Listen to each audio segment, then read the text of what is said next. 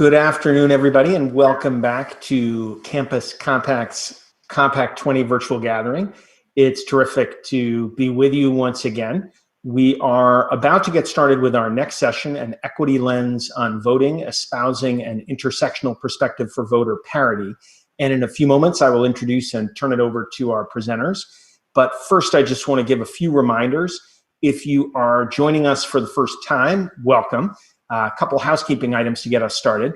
The first is that we ask you to note that by participating in the event, you agree to abide by our code of conduct. Our staff will right now be sharing the link to the code of conduct. It essentially says, behave in a civil and decent and respectful manner, and we'll all be good.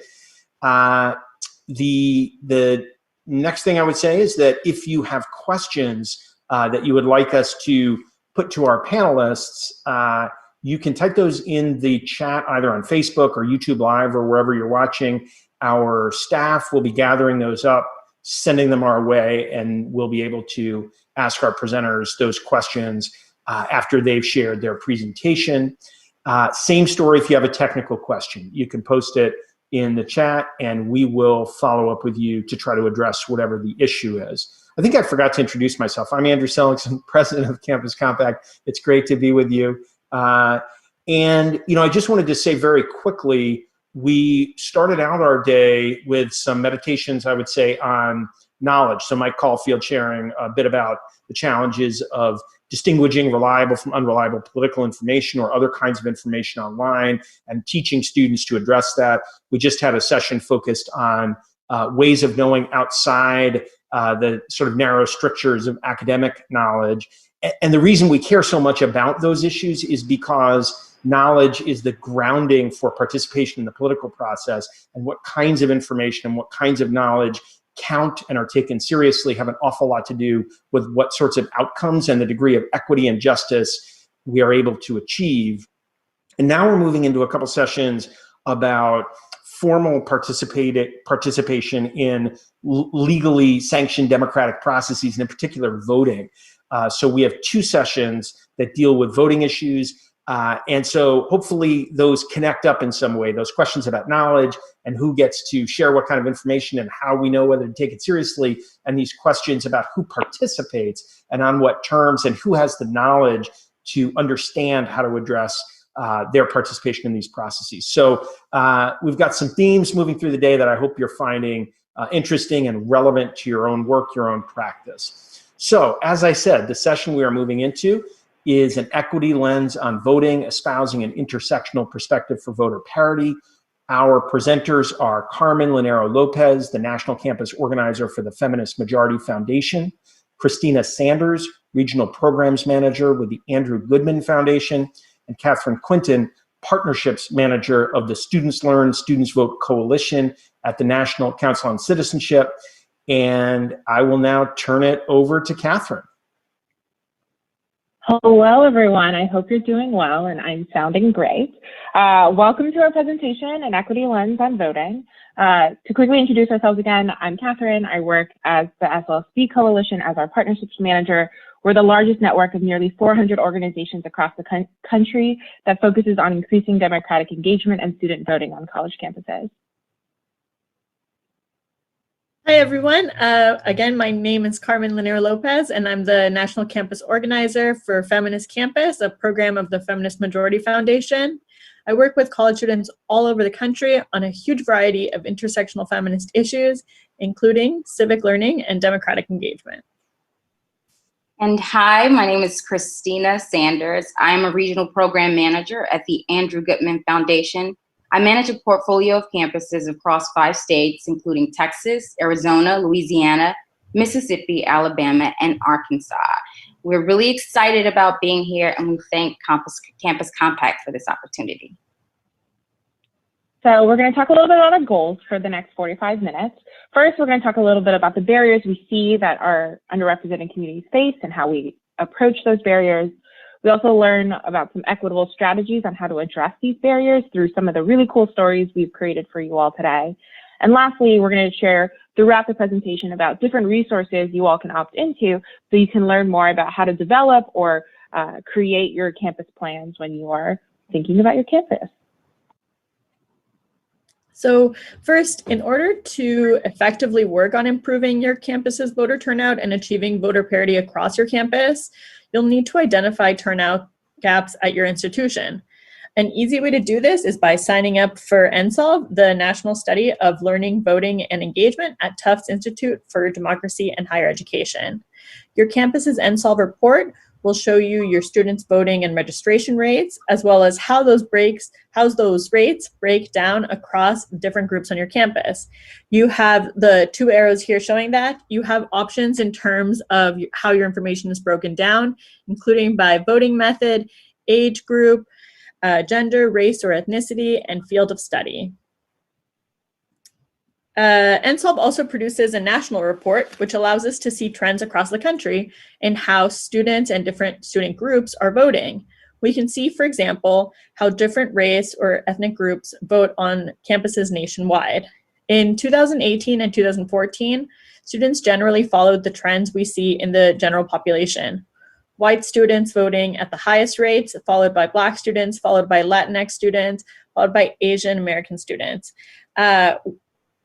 In 2014, as we saw throughout the Obama presidency, Black students voted at higher rates, at the highest rates, but this reversed in 2018 when white students voted at a rate of 1.7 points higher than Black students.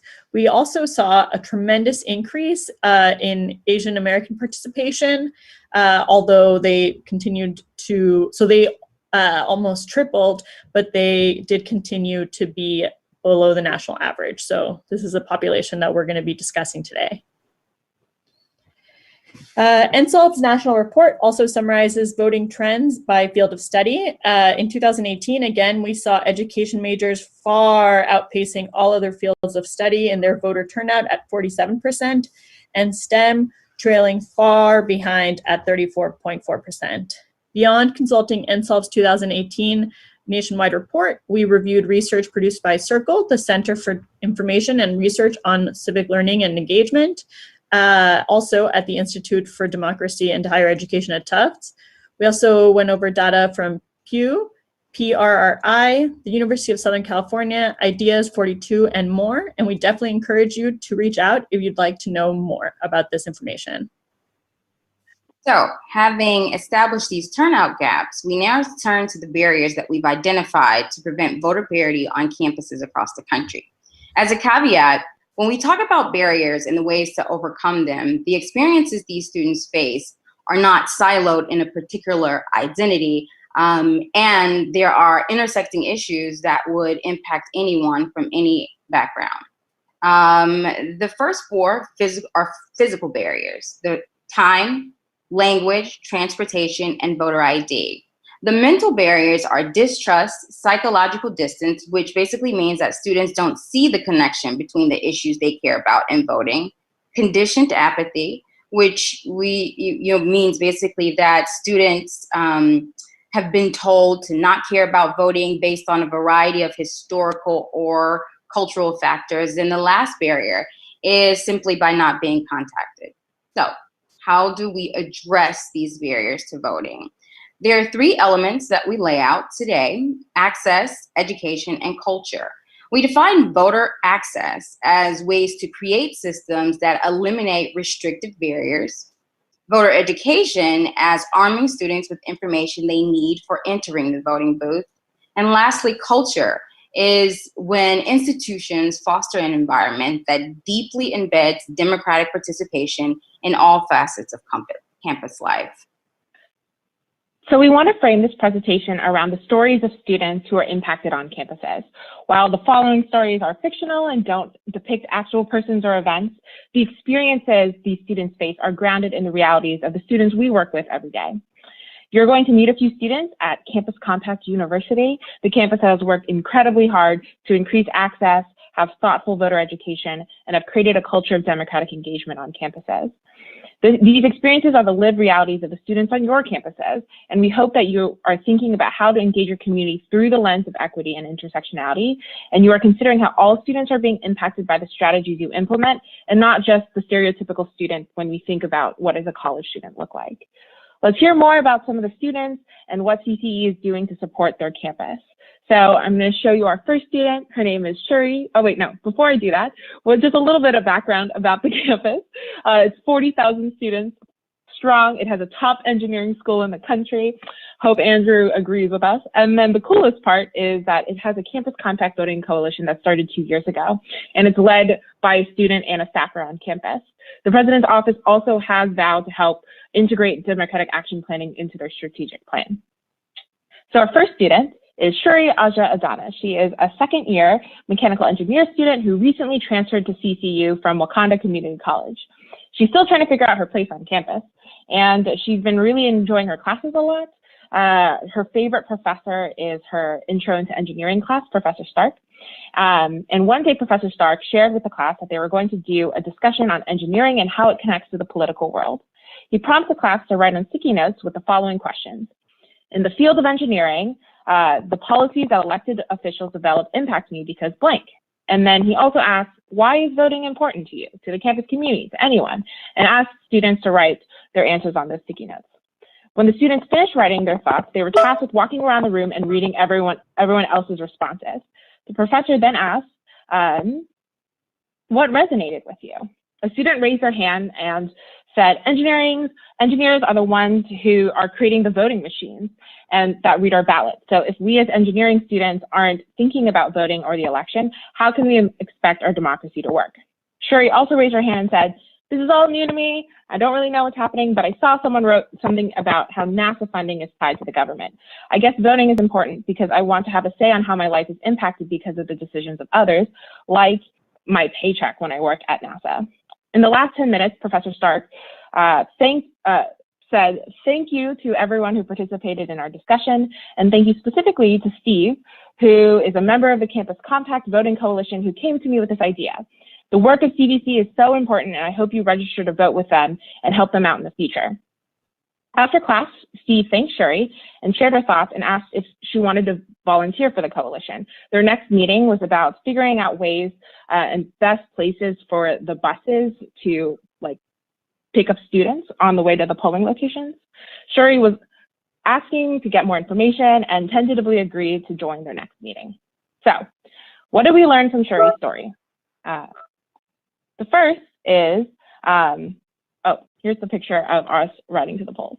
The things that we can learn from Shuri. One is, first, even though we couldn't get too deep into this, rides to the polls are important to support students. Like CCU, you can consider chartering a bus for the day and drive it back and forth from campus to the polling location. This can be expensive, but it likely will be the most straightforward and easiest way to plan. Make sure you start planning this early so you can find the best deals and recruit community and campus co-sponsors to help defray the cost.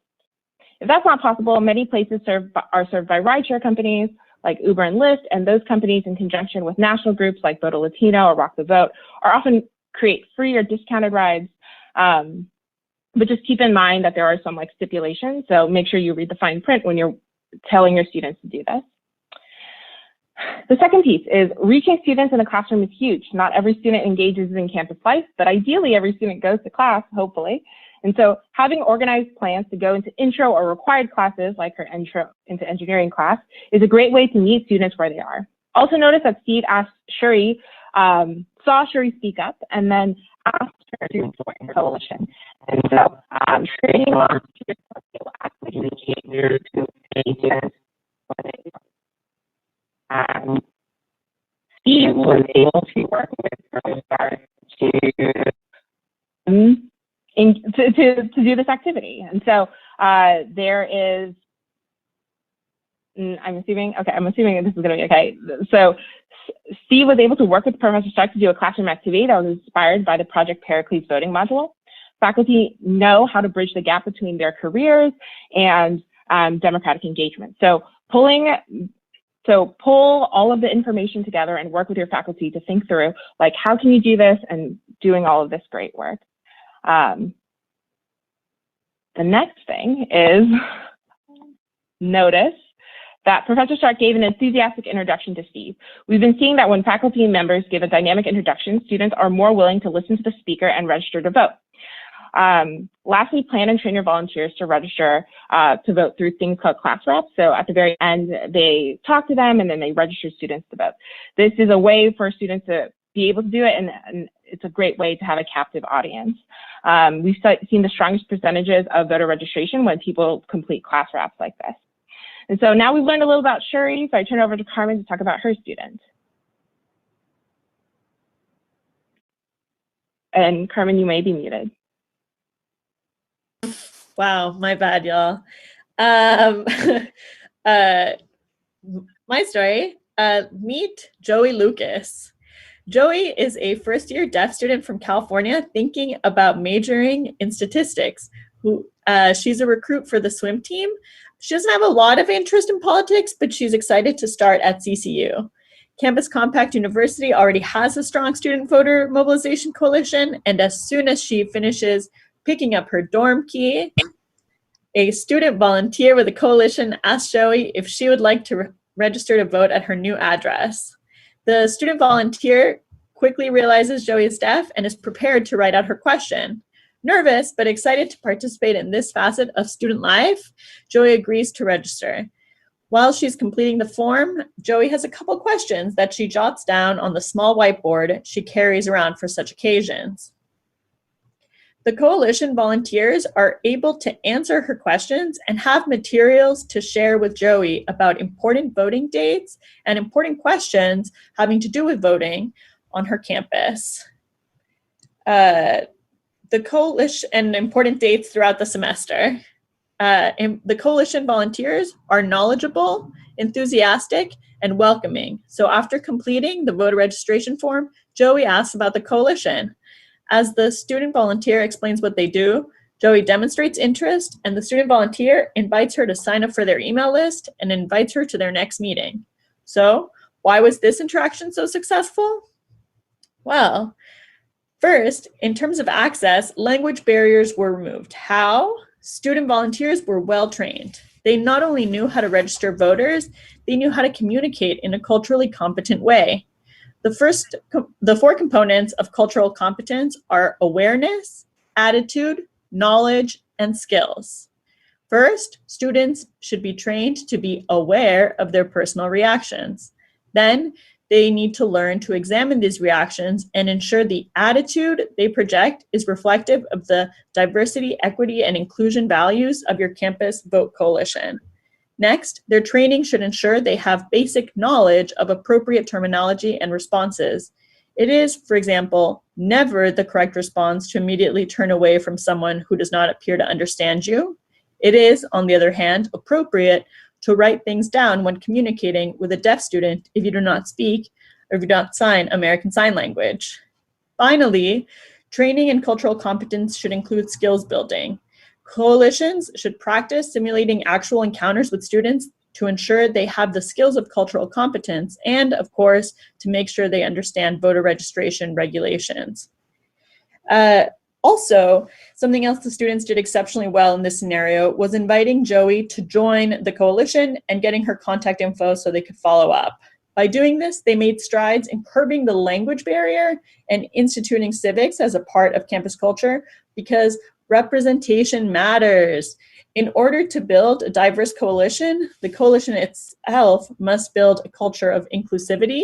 This culture will be set by leadership, but requires the participation of all members of the coalition. You, whether you are faculty or an administrator, must make clear inclusivity is a top priority of the entire coalition. Additionally, your coalition must be equitable in its outreach. While diversity may be added to your coalition through serendipitous chance, like in Joey's story, most of the time building a diverse coalition will require mindfulness in ensuring you are making equitable efforts across campus to bring new members to your coalition. Equity requires acknowledging that distinct efforts must be made to connect with different groups on your campus. You have to meet people where they are. You have to go to their meetings, you have to support their events, you have to introduce yourself in person to club or group leadership. I also want to mention that the most direct way to address language barriers is by creating materials in multiple languages. This wasn't relevant to Joey's story, but in most cases where language is a barrier to access, printing materials in other languages can help mitigate the barrier. Your printed content should be available in the languages that are most often used in your community.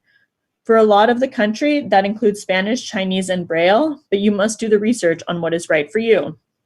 I want to mention, to translate materials into Braille, reach out to your school's office for students with special needs. All schools, big or small, public or private, will have such an office, and even if they cannot provide the translation themselves, they can connect you with a suitable option. Now, beyond access and building a well-trained, representative, culturally competent team, Joey's interactions with CCU Civic Engagement Coalition was so successful because it involved education. Education is in this context requires basic necessary civic information to be provided. Joey's first experience at CCU orientation included receiving great info about voting and additional civic engagement events and education opportunities on her campus. Clearly, CCU's coalition had prepared volunteers to provide info on voting themselves, but they also prepared extensive materials and future programming to make sure students had reliable information readily available and knew when they could learn more. Educating students on something as simple as the important dates for civic engagement can play a huge role in actually turning them out. The coalition had a civic engagement events flyer to give out at orientation, but they also asked faculty to include those dates in their syllabus, making sure students don't miss the opportunity to cast a ballot because they forgot to register in time or missed election day. CCU students will now have all the important dates on the flyer they receive at orientation and in the course syllabi they receive later. Additionally, the coalition's educational materials were created in a way that made students confident about asking questions and learning more about voting after this initial encounter. Something that often prevents students from gaining knowledge about civic engagement is embarrassment at a lack of existing knowledge. So acknowledging the questions through FAQ handouts and interactive events like What's on the Ballot 101 can help ensure students on your campus feel comfortable learning more. Removing barriers to access and providing critical civic education was necessary to Joey's successful interaction with the CCU Civic Engagement Coalition and their volunteers. But those volunteers were also crucial in the final element necessary to encourage student voting there, building civic engagement into the culture of CCU. The coalition did this by ensuring all students were introduced to voting and civics from the moment they set foot on campus, presenting a campus-wide commitment to democratic engagement. It's not about having a million events dedicated to voting. It's about ensuring educational opportunities about voting and democratic engagement are embedded across campus and student life, whether in the classroom, club meetings or events, sports games, residential life, or dining halls, and so on. By incorporating democratic engagement as just another step in orientation, the CCU Coalition easily and subtly signals to students that voting and democratic engagement are parts of CCU experience. Within the context of Joey's story, the CCU Coalition and its volunteers also did an exceptional job of integrating democratic engagement by including opportunities for future involvement, whether by inviting Joey to a coalition meeting or making sure she had the calendar for civic engagement dates and events on campus. This encouraged Joey to think about democratic engagement on campus as an ongoing part of campus life. As a final shout out, if you want to learn more about how to integrate democratic engagement into campus life events like orientation, an SLSV partner, the Ask Every Student program, can help you do that. And now, back to Kathryn. Great. Our third student is Rachel Chu. She's a third-year economics major. I feel like it's like a game show, like, welcome to Rachel Chu, third-year economics major, lives at home with her mom because lives an hour away from campus. And so she typically doesn't spend a lot of time on campus just because of how long her commute is, but she does occasionally go to ASA events because her best friend is the vice president of the Asian Student Association. Her name is Paige. She came to support Paige today because she's leading the collab between ASA and the Center for Civic Engagement called Not at the Dinner Table, Talking Politics with Your Family. At the workshop, they talked about the intersections of AAPI history, identity, and social justice, and how that impacts how AAPIs approach voting today. Also, CCE and the ASA team work together to provide some casual, deliberative dialogue skills on how to engage your parents in conversation. In the small groups, Rachel shared how she doesn't think that really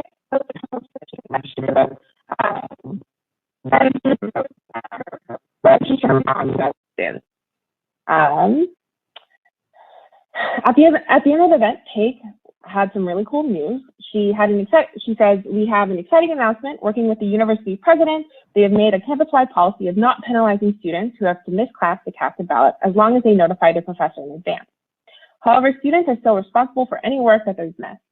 At the end of the event, the students left with a handout that helped them make a plan to vote. At home, Rachel and her mom discussed registering to vote, and her mom casually mentioned that she has voted in every election that she has, like every election since she's become a citizen, but it was none of her business. Though they're surprised, though happy, Rachel and her mom were able to discuss politics and decided to go vote together at the next election. So what did we learn from this? First, think about ways that students can carve out time in their busy schedule to go vote. Depending on your campus, this may or may not be an option to excuse students to go vote, but you never know until you try. A good way to start is by working with professors directly, meeting with department chairs and getting their support, and then speaking to your administration. Even if not every professor or department agrees, you can start building momentum to support this across campus. Even if you're not able to achieve it in the first few years, you can raise awareness about the value of this policy. You can also educate your campus on ways this policy can help support diversity and equity throughout your campus. Notice that the Center for Civic Engagement worked with ASA to do the event. Working with trusted leaders to identify how to message the importance of democratic engagement is critical to ensuring that you are culturally relevant and it can resonate with your audience. For example, during the workshop, they talked about deliberative dialogue pointers, which is a skill that universally any student can be used, but the way that they were able to do it to have practical applications is unique for this group. Because the skills are universal, but ways that people are being taught are not. So next, when we think of voter education, what are some of the best practices we can take on? First, name and address the stigmas that that the communities face. So for example, here, Asian American communities, politics is a very taboo subject. And so providing an event where attendees can talk about how to navigate those conversations with their family is a way to overcome that stigma. Also, the event talks about API history and social justice and how that connects to voting. And that's a great way to lay out all of the cards to students about how directly voting relates to their lives and their identity. Lastly, helping students make a plan to vote is so important. Where are they voting? When are they voting? How are they going to get there? Helping students through these questions will help them map out their day to make sure that they have time. As we are working through this, we should also just think about how students are voters beyond campus. When you connect values and strong personal ties like family and friends to voting, students become lifelong voters. Rachel going to go vote with her mom can become a yearly tradition, which can become a family tradition, and then that's how we create a legacy of voting. So for our last story, I turn it over to Christina to talk a little bit about her student. Yes, so the culture shifting is extremely important, especially I think right now. And one way to show support for the voices of students that are traditionally left out or students of color is to use a top-down approach. And this includes high-level administrators. So I know this one is going to be a little different from what most campuses may practice, but stay with me, or Olivia. So specifically, when we talk about culture shifting, we can look at how the top-down approach, this level of action, can change minds. And when minds change, that's when the culture is basically shifting or shifted. And bureaucratic hurdles by using this top-down approach begin to disappear with student engagement. So meet Olivia Pope. Olivia Pope is a political science major, a business management minor, and she is passionate about voting and elections. She's the president of the AKA chapter and planning their organization's annual voter registration drive because they do it every year. But this year, the AKAs have decided to invite the National Panhellenic Council, which is all of the African-American fraternities and sororities, to join forces and to build a voter registration effort as a coalition. Both of the organizations, or the AKAs and the rest of the PAN, have noticed that there's been an increased amount of voter apathy amongst African American students on campus, and they wanted to collectively begin to address it.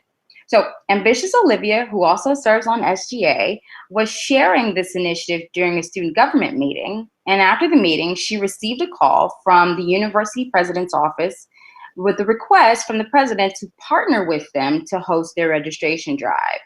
The president also offered resources from student services and any support they needed for the event. The president's support energized National PAN members to organize the largest one-day voter engagement event in recent campus history. And it was definitely a voter registration drive, but it turned into a party. After the event, students from all backgrounds shared with Olivia that they felt included and they felt that their voices mattered to the university at the highest levels just because they were taking selfies, engaged with, and learning from their president and administrators while with the students, their peers. So this approach, this top-down approach, also can set precedent for future university administrations. And it's true that with the culture, if there is a culture created by one administration and it goes for a significant amount of time, or even whether it's not significant, when administrators and departments know that it can happen or that actions are happening in a certain way, it unfolds into the tradition of the university for the things that can happen to promote democratic engagement for students. And these actions over time will change minds. And when minds change, that's when the cultures shift. In this scenario, top-down engagement helped to shift university culture for students, of course, in their minds. And this is not to be confused with some trickle-down engagement. The top-down is actually a process or a shift that can happen that complements the grassroots efforts for students. As with the AKAs, as with SGA, as with many campus organizations, there are constantly groups that are hosting grassroots efforts. But this approach helps to complement these efforts that students are hosting by meeting them where they are and offering additional support. By providing resources, whether they are financial, some schools, some SGAs, they offer financial support to make bigger events, larger events, they offer facilities. They can help to eliminate the barriers that students face and increasing access by breaking through the university bureaucracy, which oftentimes is one of the biggest hurdles for the students. So at the top levels, if the president is involved, it can definitely help to break through, which shifts the culture of the individuals in the in-between. And so cultural shifting requires not just a physical presence, but also a plan. And even though Olivia's story did not include examples of the president's campus-wide plan, we are sure that Campus Compact University has a plan, and it includes partnering with students and groups, and the inclusion is very intentional. So not just showing up at the events, but having a plan set to attend 3 events or to host 3 events or whatever the ceiling on the floor is, there's a plan. And some universities actually do have comprehensive campus voting plans, and they include input or a team that represents different departments, institutional entities such as housing, student activities, transportation, and they partner with students and organizations. These university-wide plans include specific commitments from presidents and can serve as a guide to laying out concrete actions that will be taken throughout the engagement period or each academic year. And this is a great way to ensure that students are being engaged and that these plans are best representing all students. So again, top-down approach. This top-down approach is about the highest level setting a high bar and being intentional about voting and engagement. This example includes the president's office, but I'll say that it's not just the president's office. It can be top-down from a dean, top-down from an athletic director, any administrative member. Being intentionally inclusive of diverse pockets of communities of color on campus will foster an inclusive institutional identity that establishes voter parity. So I think a good question for everyone participating is to think about, is this happening on your campus? And I mean from a top-down approach.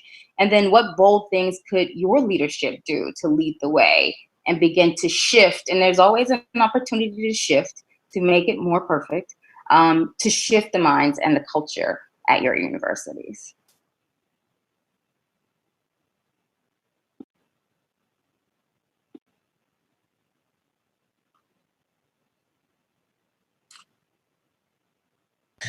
All right. So when you're building these systems and strategies for overcoming the barriers your students face, do not rely on students to initiate the conversation or the work. Too often we see organizations and people in power wait for students to say something. It's not solely on the students to create institutions that will create positive change. It's the responsibility of administrators and staff and faculty to think about the long-term success of the campus and the students it supports. They should be in places where they can make decisions, be heard when they see something wrong, and support and enhance your programming. Set your students up for success and create an empowering environment so they can help you help your campus. Ultimately, there is no one-size-fits-all program. What we do know is that it's all of our responsibilities to remove barriers to access, create thoughtful and intentional voter education, and integrate a culture of democratic engagement in all of our spaces. This is a starting point. You know what your communities and what your campuses need. Take whatever best practices you find from this presentation and listen to your team on how to adopt them to your campus. So what can you do right now? So the first thing is to sign up for Insolve. If you're not already signed up for Insolve, please sign up for Insolve. And second, if you'd like your university president to sign on to a letter for Insolve requesting a detailed study of campus diversity and voting, please reach out to me at the Andrew Gutman Foundation. We would love to have you join, or your campus join, and to sign on so we have that information in our next Insolve reports. And lastly, please fill out this form so that we can connect you to all the wonderful organizations and programs mentioned today, organizations that are helping campuses right now to create a culture of democratic engagement.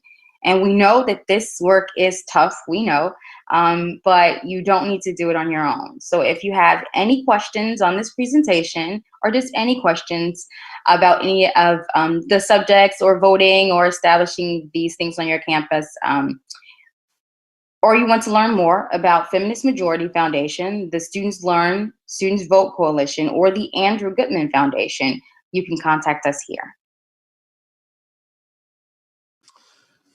All right, thank you guys. That was fantastic. You packed in tons of great information and really specific examples.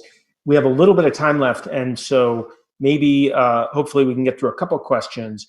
One is that came in, so we know there's a chance that a lot of voting will not be in-person voting, and also just in-person activities will be challenging in the run-up to the fall election. And I'm wondering, do you have concerns about that in an equity context in particular? And do you have any thoughts about how campuses, folks in various roles on campuses can work hard to ensure that the lack of in-person voting doesn't exacerbate the equity concerns that you raised at the outset?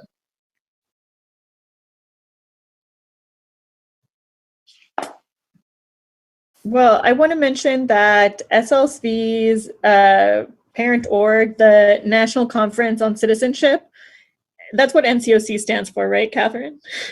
Okay, I just know it NCOC. NCOC is currently doing weekly programming on adjusting to the coronavirus epidemic. So check out NCOC's Wednesday at 11 Pacific.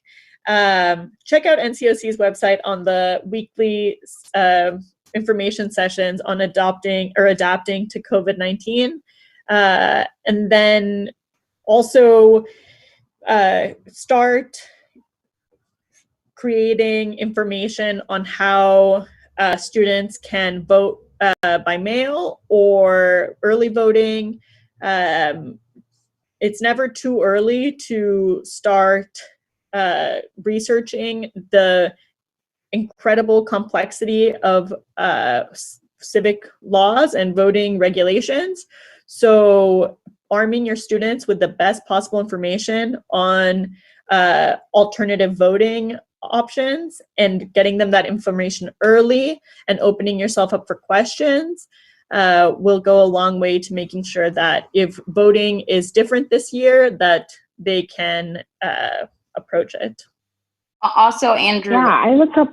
Oh, go ahead, Christina. Yeah. So also,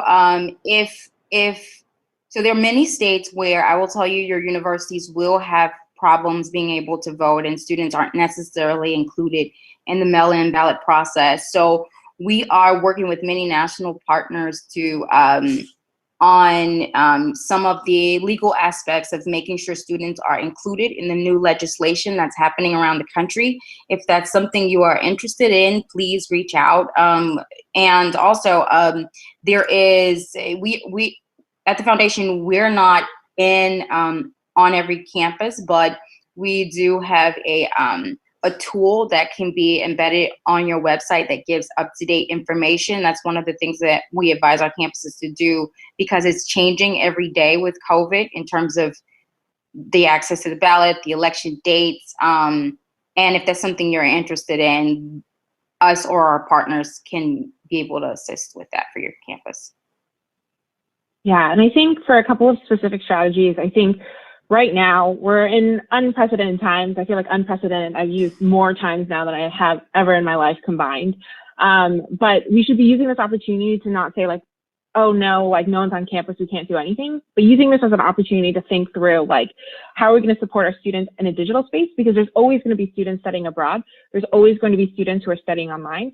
So using this opportunity to just be like, this is not just COVID-19. This is like, how can we continually support our students who are learning online?